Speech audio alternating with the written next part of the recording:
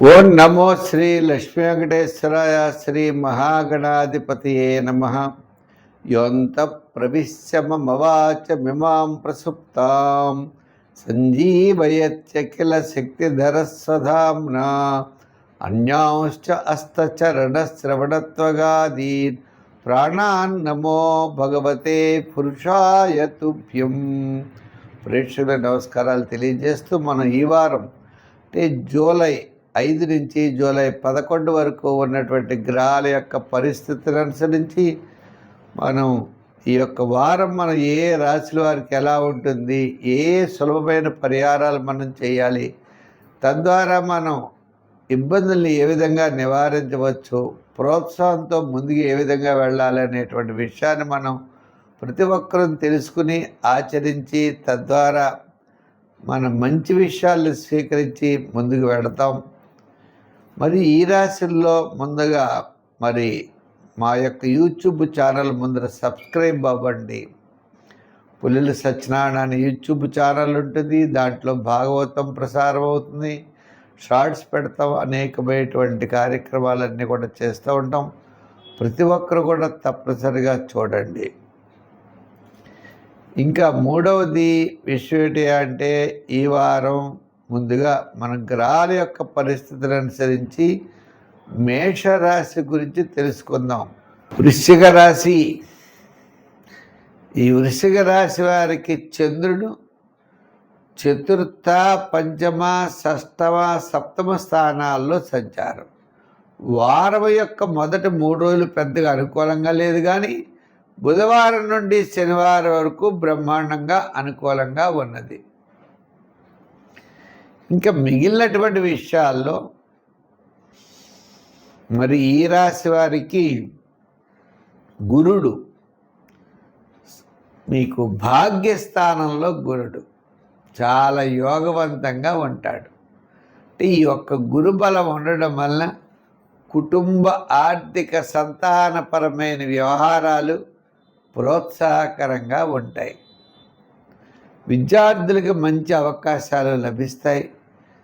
రాజకీయ నాయకులకు కూడా పదవీ యోగాలు ఉన్నాయి. వృత్తులు చేసేవారు వృత్తిపరమైన డెవలప్మెంట్స్, ఆర్థిక ప్రోత్సాహం లభిస్తుంది. వ్యాపారాత్మకంగా చేసేవారు కూడా చిన్న చిన్న వ్యాపారాత్మకమైన విషయాల్లో మంచి ఆలోచనలతో ముందుకు వెళ్ళగలుగుతారు. మంచి ప్రోత్సాహం తప్పనిసరిగా లభిస్తుంది.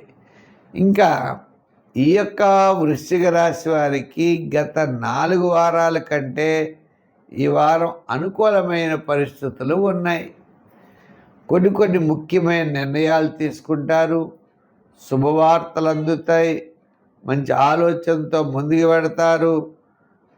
తర్వాత 4 రోజులు అనుకున్నామే, ఆ 4 రోజుల్లో శుభరూపమైన పుణ్యరూపమైనటువంటి కార్యక్రమాల్లో కూడా పాల్గొంటారు.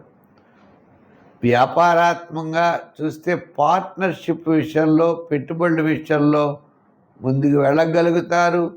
బ్యాంకింగ్ రుణాలు మొదలైనవన్నీ కూడా అనుకూలిస్తాయి. సంఖ్యల్లో 9, రంగుల్లో ఎరుపు.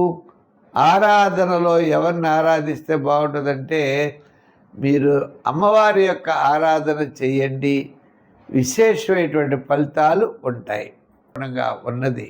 కాబట్టి ముఖ్యమైన వ్యవహారాలన్నీ కూడా శుక్ర శనివారాల్లో లాభించే అవకాశాలు ఉన్నాయి. ప్రతి ఒక్కరికి, మీనరాశి వారికి విద్యాపరమైన డెవలప్మెంట్స్, ఆర్థికపరమైన ఉద్యోగాభివృద్ధి, రాజకీయపరమైన గుర్తింపు, వ్యాపారపరమైనటువంటివన్నీ కూడా ఉన్నాయి.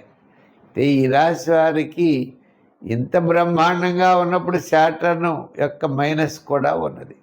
శని ప్రభావం వల్ల చికాకు, అసంతృప్తి, ప్రతి పని 1-2 సార్లు చేయడం, ఇలా కొన్ని ఇబ్బందులు కూడా మనం ఎదుర్కొనే పరిస్థితులు ఉన్నాయి.